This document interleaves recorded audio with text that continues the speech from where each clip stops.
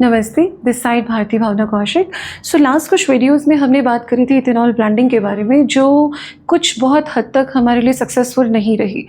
और अब अगर वो सक्सेसफुल नहीं है तो हम डेफिनेटली उसका एक बेहतरीन ऑप्शन को लेके देख रहे हैं, जिसमें हमारे गडकरी साहब कह रहे हैं कि अब हम लोग आइसोब्यूटेनॉल को ब्लेंड करेंगे डीजल के साथ।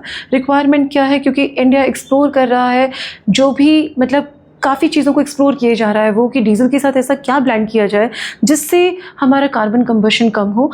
And as I had just said कि अनसक्सेसफुल इथेनॉल डीजल ब्लेंडिंग के जो वो ट्रायल्स थे, उसी बेसिस पे हमने आइसोब्यूटेनॉल के बारे में बात करी। देन अब हम देखते हैं कि एग्जैक्टली इसका ऑब्जेक्टिव क्या था। ऑब्जेक्टिव क्या है इसका कि ये चाहता है कि हम सबसे पहले ये सपोर्ट करें, ये सपोर्ट करे आपके फार्मर्स के अल्टरनेटिव मार्केट को एंड रिड्यूस कर दे आपके ऑयल इंपोर्ट को, ताकि हम फॉसिल फ्यूल पे हमारी डिपेंडेंसी कम हो जाए, और प्रमोट करे आपके SDGs यानी सस्टेनेबल गोल, और हमें ये एक क्लीनर एनर्जी का सोर्स दे। अब हम देखते हैं कि ये आइसोब्यूटेनॉल है क्या।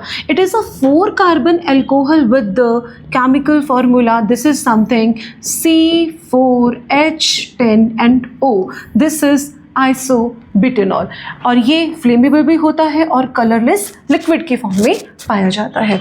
अब देखते हैं इसका ट्रेडिशनली हम इसको यूज़ एज अ सॉल्वेंट कैसे कर रहे थे। हम इसे पेंट्स में यूज़ कर रहे थे, कोटिंग के लिए और केमिकल इंडस्ट्रीज़ के लिए कर रहे थे। और इसे प्रोड्यूस कैसे किया जाता है?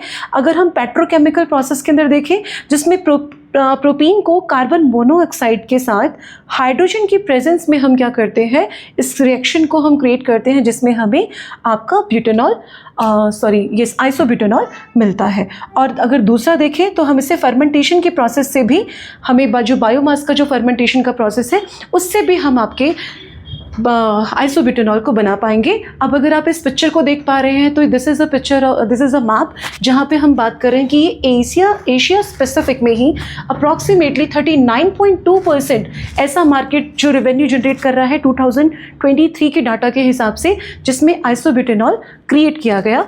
और अगर इसकी केमिकल रिएक्शन देखी जाए तो this would be the chemical reaction. Now we will see कि इस पर्टिकुलर इसकी प्रॉपर्टीज़ क्या है, क्यों हम इसको एज एनर्जी सोर्स जो देख रहे हैं, तो इसकी कुछ ना कुछ प्रॉपर्टी या तो कुछ इन्हांस है, या फिर अगर इथेनॉल फेल हुआ, उसकी ब्लेंडिंग इतनी अच्छे से नहीं हुई है, तो what kind of property that we can see over here. तो सबसे पहले इसमें है एनर्जी डेंसिटी। आइसोब्यूटेनॉल की जो एनर्जी है एज कम्पेयर टू इथेनॉल, वो ज़्यादा है। कैसे ज़्यादा है कि जो हम लोग फ्यूल यूज़ कर रहे थे इथेनॉल के साथ ब्लेंड करके, तो जो पर किलोमीटर हमारा फ्यूल का जो कंजप्शन है, एज कम्पेयर टू दिस इसकी पर किलोमीटर इसमें इन्हांस हो जाएंगे। दूसरा वाटर एब्जॉर्प्शन है। Water absorption comparative to ethanol ये ज़्यादा कर पाता है, इसीलिए जो कोरोजन की एक्टिविटी होती है, जैसे पाइपलाइन के अंदर रस्ट लग जाना, इस तरह की एक्टिविटी को ये रिड्यूस कर देगा। अब देखिए नेक्स्ट हम देखते हैं कि आइसोब्यूटेनॉल को जो ट्रायल है वो किसने किया। देखिए यह this is the automotive research association of India, ARAI ने कंडक्ट किया 10% ऑफ आइसोब्यूटेनॉल जो डीजल के साथ ब्लेंड करके हमने देखा, और हमें रिजल्ट में क्या मिला कि ये एक इंडिपेंडेंट फ्यूल है, और CNG के साथ अगर इसे हम लोग अच्छे से ब्लेंड करके यूज़ किया जाए तो ये हमारे ट्रैक्टर्स और एग्रीकल्चरल जितनी भी मशीनरी है उसमें भी हम इसको बहुत अच्छे से यूज़ कर सकते हैं। नाउ वी विल सी कि इसको यूज़ करने का मतलब, अगर हम लोग अब ब्यूटेनॉल के बारे में, आइसोब्यूटेनॉल के बारे में बात कर रहे थे, इसको यूज़ करने का हमें क्या फ़ायदा क्या मिल सकता है, तो गडकरी साहब जी के अकॉर्डिंग देखिए, सबसे पहले ये आपके रिड्यूस करता है फॉरेन एक्सचेंज को। अप्रॉक्सीमेटली 1 लाख करोड़ का जो हमारा इम्पोर्ट था उसको ये रिड्यूस कर पा रहा है, क्योंकि अब हमारे what we are exactly looking for, हम डिपेंडेंट नहीं हो रहे हैं आपके फॉसिल फ्यूल्स पे। तो अगर उन पे डिपेंडेंसी धीरे धीरे कम होगी तो वो इम्पोर्ट बिल को भी रिड्यूस करेगा। नेक्स्ट देखते हैं क्रूड ऑयल के सब्सटीट्यूशन और एनर्जी सिक्योरिटी। सिर्फ ऐसा नहीं है कि हम इसके अंदर अपना इंडिपेंडेंट होना चाहते हैं, बल्कि हम एनर्जी के पर्सपेक्टिव से भी सिक्योर होना चाहते हैं। इसीलिए अगर हम देखें कि 181 लाख मैट्रिक टन जो क्रूड ऑयल जो था हमारा अप्रॉक्सीमेटली 2014 से लेके अगस्त 2024 के बीच की बात की जाए, तो हमने उसके सब्सटीट्यूट को यूज़ किया। तो क्रूड ऑयल का सब्सटीट्यूशन हमें मिल रहा है and we are working on it. So this, अब इससे रिड्यूस करने से क्या होगा, ये प्रोटेक्ट करता है आपकी इकोनॉमी को और against global oil pricing shocks को, मतलब जितने भी हमारे, क्योंकि धीरे धीरे ऑयल का कंजप्शन बढ़ेगा तो डेफिनेटली उनकी डिमांड के हिसाब से प्राइस भी इंक्रीज होगा, तो ये बहुत बड़ी प्रॉब्लम से हम बच पा रहे हैं। अब देखते हैं, क्योंकि मैंने अभी बताया था कि इसकी जो एनर्जी लेवल है वो आपके इथेनॉल के कंपैरेटिवली ज़्यादा है, इसीलिए इसकी एनर्जी डेंसिटी कंपैरेटिवली ज़्यादा होगी। नाउ नेक्स्ट अगर हम बात करें कि ये बूस्ट करता है आपको एग्रीकल्चरल और रूरल इकोनॉमी को, क्यों?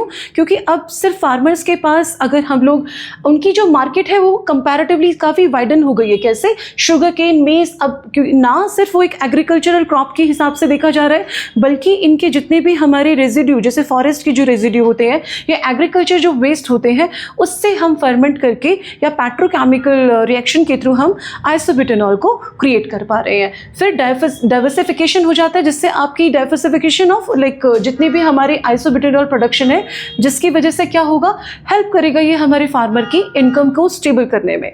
अब नेक्स्ट आ गया इंफ्रास्ट्रक्चर इंजन में, तो जैसा मैंने आपको बताया था कि इसका वाटर एब्जॉर्प्शन कंपैरेटिवली काफ़ी अच्छा है as compare to ethanol.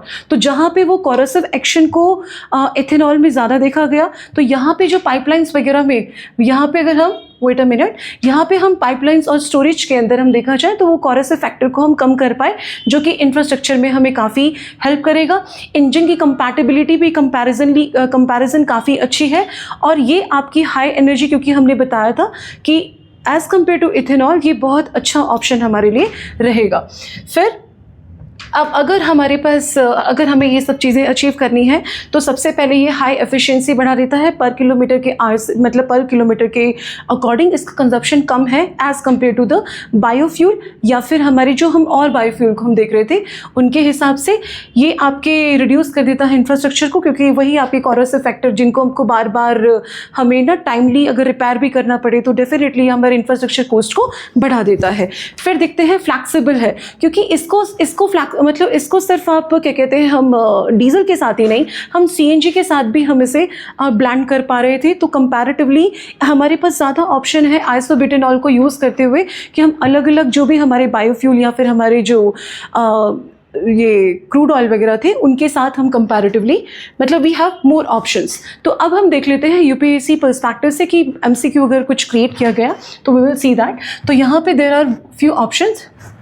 So first statement को देख लेते हैं। It is higher energy density than the ethanol making closer to diesel in performance. तो मैंने आपको बताया था कि कंपैरेटिवली इसकी जो परफॉर्मेंस है, क्योंकि वन ऑफ दैट फीचर इसका यही है कि ये आपकी एनर्जी एफिशिएंसी को काफ़ी इंक्रीज कर रही है, तो दिस स्टेटमेंट इज करेक्ट। अब सेकेंड था, it is more hygroscopic than ethanol leading to higher corrosion in the pipeline. C, मैंने आपको बताया था कि ये ना हाइग्रोस्कोपिक कंपैरेटिवली कम है, क्योंकि इसमें वाटर एब्जॉर्प्शन का जो वाटर एब्जॉर्प्शन ये ज़्यादा कर पाता है, तो ये कोरोसिव इन नेचर को लोअर करेगा ना कि हायर। तो ये स्टेटमेंट हो गई आपकी गलत। It can be produce both from the petrochemical process and the biomass fermentation। तो डेफिनेटली ये वाला ऑप्शन भी करेक्ट है। तो answer C will be the right answer, 1 and 3. Okay, now there are two questions for the mains, जिसमें हम बात करेंगे कि isobutanol can be a better blending option with the diesel than ethanol in the India. Discuss with the reference of energy security, environmental sustainability and agriculture benefit। 250 words में 15 marks का ये आपको answer try करना है।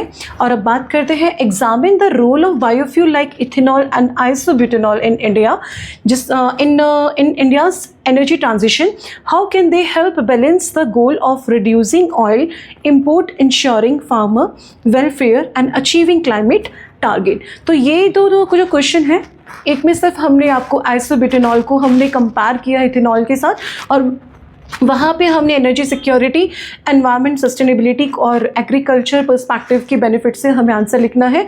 दूसरे वाले में हमने दोनों को लिया है, और दोनों को लेने के साथ दोनों मतलब इथेनॉल और आइसोब्यूटेनॉल को लिया है, और फिर वहाँ हमने बात करी है कि ये हेल्प करेगा आपके हमारे रिड्यूसिंग ऑयल इंपोर्ट को, और आपके फार्मर्स की जो फार्मर्स के लिए लाइक वेलफेयर को ये इंश्योर करेगा, और क्लाइमेट टारगेट को भी ये मतलब कि हमें अचीव करने में हेल्प करेगा।